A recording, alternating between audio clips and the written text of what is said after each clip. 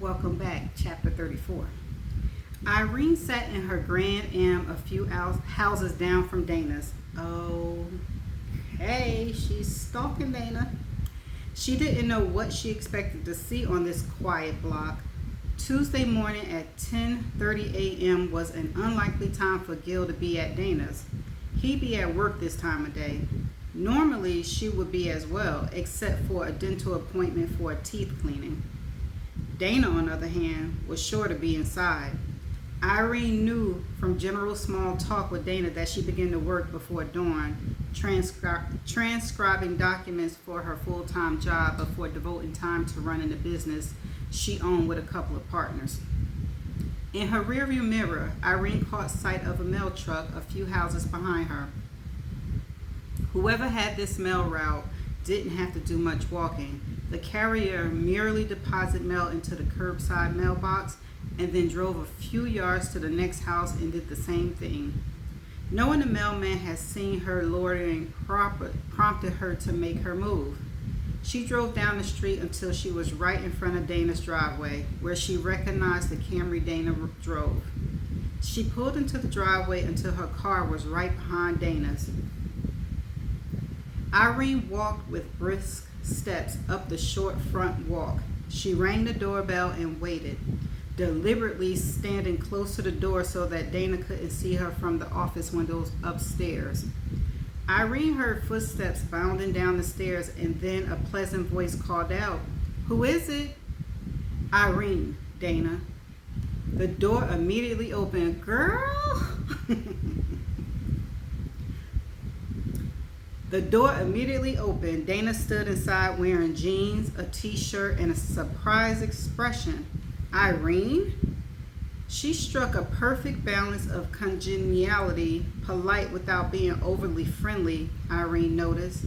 "I had an appointment over this way this morning, and I found myself stopping over here. I hadn't planned to." "You must want to talk to me about something. Why don't you come in?" "Thanks."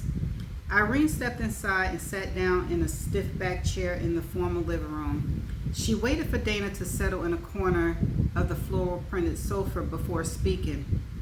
"I wanted to ask you to consider not seeing my husband anymore." Dana had never looked entirely comfortable from the time she first opened the door, but now her features hardened. "I think maybe your coming over wasn't such a good idea, Irene. In other words, you won't do it?"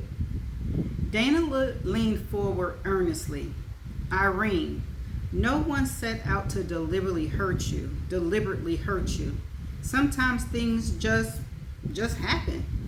No laws are being broken, nor is anything morally wrong. You and Gil are divorced. I've noticed you like to refer to him as your husband, but he isn't. He's your ex-husband." Oop. "I call him my husband because I know he still loves me. You're interfering with my family, Dana. We're trying to heal after a difficult period for all of us." "The healing would come from accepting your marriage is over, Irene. I don't believe Gil is still in love with you. He respects you as the mother of his child, yes, and he probably does still love you in a special way, but not the way a husband loves a wife. Insisting that I'm destroying your happy home is just nonsense." Irene stood up. "If you're not willing to listen to reasons, I guess there's no point in continuing this conversation." Dana stood as well. "As long as you're being unreasonable, I guess there isn't." She crossed to the front door and held it open. "Goodbye, Irene. I'm sorry you're unwilling to see things as they are." "Well, just remember, God don't like ugly," Irene said as she swept past Dana, using an expression she heard one of the girls at work say. Seconds later, she heard the door close behind her, none too gently. Well, she tried. Dana refused to leave Gil alone, refused to let him come home to her and Vanessa so they could be a family again. All Dana cared about was herself. She didn't care who she hurt, whose life she made miserable. Irene slowed down as she approached Dana's mailbox. The mail truck had moved and half blocked down the street. She turned quickly and scanned the front windows of Dana's house. No sign of her. Irene made her choice quickly. She opened the box, pulling out a sales circular from J.C. Penney's, a utility bill from JEA, and a couple of envelopes addressed to CD and transcription. The latter two she found most intriguing, and she held onto them and quickly closed the box. She opened them when she got to work. As soon as Irene removed her keys from the ignition in front of the small consulting firm where she worked as office manager, she tore open the envelopes. To her delight, they both contained checks, one for $600 and the other for $1,800. Irene smiled triumphantly. Her little hunch had paid off. Now let Dana feel some interference in her life and see how she liked it. Ooh, Irene. She was nice nasty, they said. Dana glanced through the curtains at Irene's retreating form. What nerve! The woman must be crazy with the statements she made about her husband and her family. She makes it sound like I started seeing Gil when he was still living with her as husband and wife. She go call him now and tell him all about it. Dana turned and walked away from the window, missing Irene's pause by the mailbox. Gil had to know about this right away.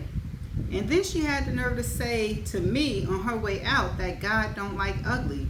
She said to Gil, "Can you believe that? Like I'm some temptress getting you to commit adultery." Irene has been trying to get back with me ever since I left. And I'm not saying that because I want to build up my ego, Dana. It happens to be the truth. I think she's convinced herself that you're an obstacle to reconcile with me. I'm sorry. If you don't want to see me again, I understand. Don't want to see you again because of one little visit from your ex-wife? You're being silly, Gil. I'm not so sure. He know his wife, girl. You better take heed. Dana had resumed her work when CC called. Do you mind if I skip next week's partners meeting? Michael and the kids and I have plans to go through everything in the house and the garage this weekend. We're going to pack up whatever we can get by without. When do you close on the new house? Next month. The closing on this house is scheduled for a week later, so we'll have plenty of time to get moved out and come back and straighten up things. I'm happy for you, Cece. I haven't moved in a long time, but with the size of your family, it must be a real nightmare. Oh, it'll wear me out, all right, but I can deal with that. What I like to avoid is having Norrell stare at my stomach like she wishes it would explode. Come on, Cece. Surely she's not doing that. Not after you guys made up. She doesn't stare like she used to, but I still caught her eyes latching onto my belly a couple of times yesterday when she thought I wasn't looking. It's never going to go away completely. That's what makes me uncomfortable. I feel like she's going to bring me bad luck. We have to try to be patient with Norrell, Cece. After all, it probably would have just about killed me if I'd been told I couldn't have children. Brittany was the one reason I had to keep going on when Kenny died. Dana drew in a breath, immediately recognizing that for the first time she had admitted Kenny was dead, not merely the victim of an accident. And look at you. Your kids are all your life. Dana, you've been through a major psychological trauma. Losing your mother and sister and then hearing your father say what he did. God wouldn't be that cruel to you to deny you having children. And as for me, my whole life, all I knew was taking care of kids. Since I was the second oldest and the oldest girl, I was my mother's right hand growing up. I always knew that I had my own kids one day. Not this many, of course, Cece added with a laugh. Most girls dream of having kids when they're growing up. Norrell's no different. It's hard for her to see you and me with our children, that's all.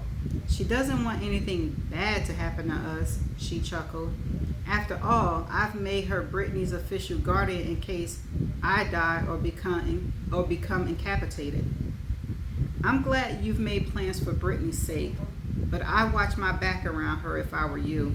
She's likely to drop cyanide tablets in your soup. I know that's right. Cece, you're exaggerating, girl.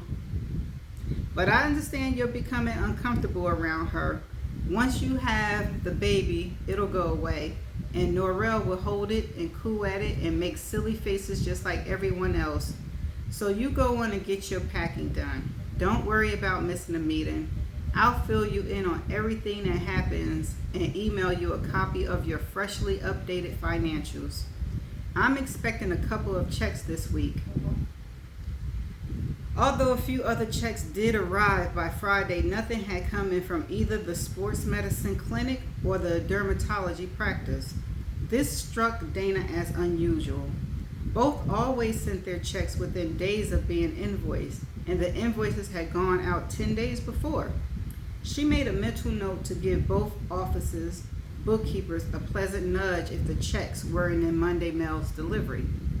Monday mail contained no checks, but both bookkeepers she spoke to insisted that they mailed their checks last week.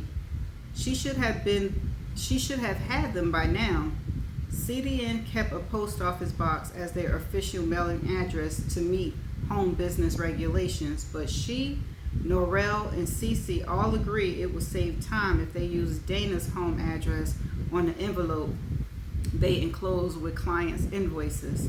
This allowed payments to be promptly received and deposited with it without having to make extra trips to the post office to receive checks. Now she was faced with either waiting for a delayed delivery or going through the further delay of requesting that the client issue a stop payment order on the checks. She discussed the matter with her partners. Give it until the end of the week, Cece said. How much money are we talking about? Norrell wanted to know. About $2,500 total. In that case, I asked for a stop payment now, Norrell advised. It'll probably be at least 2 days before they can reissue the checks. This way, you'll have it wrapped up by the end of the week. Dana sighed. Maybe I should. Cece thought I should wait until the end of the week. Cece wouldn't be so patient if somebody owed her $2,500 personally. You're right, she wouldn't. Okay, I'll call. Let me know what happens. Norrell hung up the phone.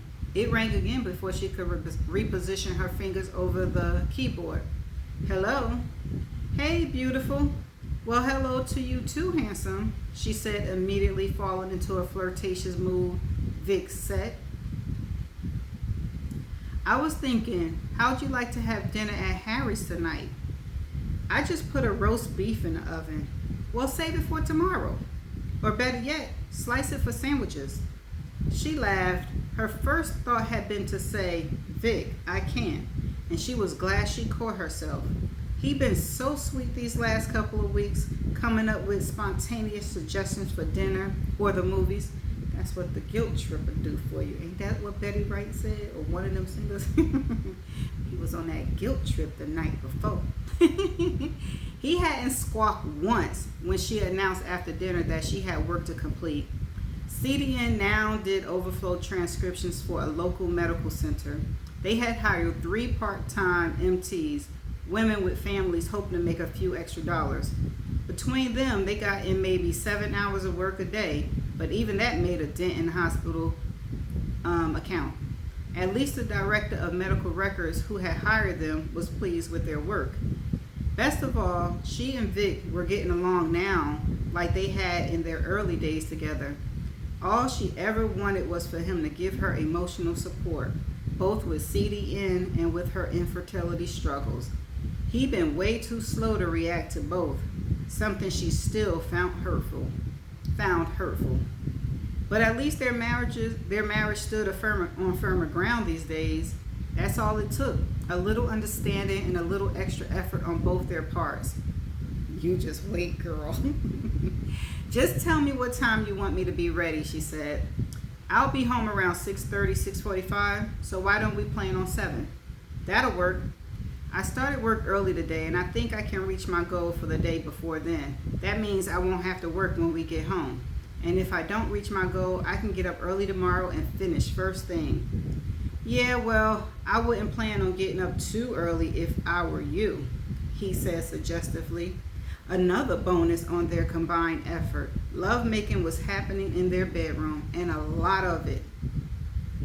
Sessions that stayed in her memory vividly and weren't lost forever, like an empty liquor bottle.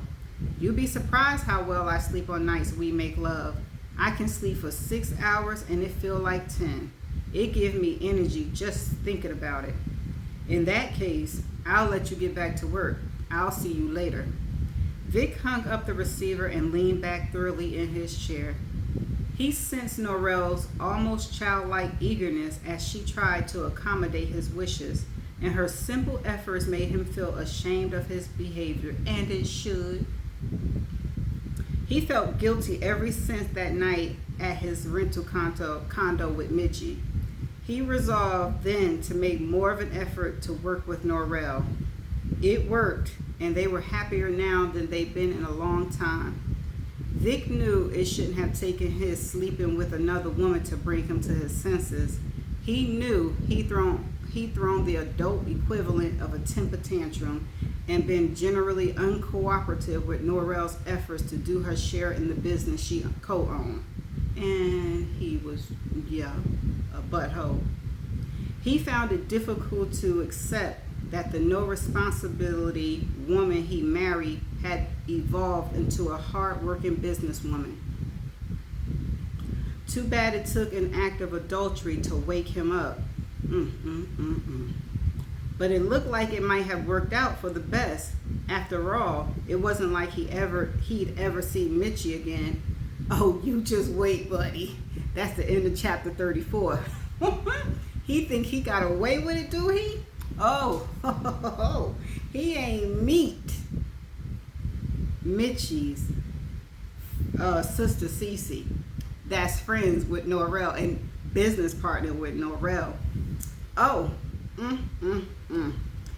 It better happen. They better get it out the way. So, okay, what else do I got for this chapter? Let me think. I'm glad that he finally came around and he started supporting Norrell with her, infertility issues in her work. And too bad it took him cheating on her to do it. And let's go all the way to the beginning. Irene is crazy. And Dana, for real though, for real. Your women intuition is not, the light bulb ain't clicking. You ain't scared. You think you got it like that and you safe? Irene came to your door and asked you to stop seeing her husband, who is her ex-husband, and she had the nerve to tell you that you're interfering in them getting back together. And light bulbs ain't flashing? Couldn't be me. But anyway, let's see what happens in chapter 35. See you next chapter. Bye.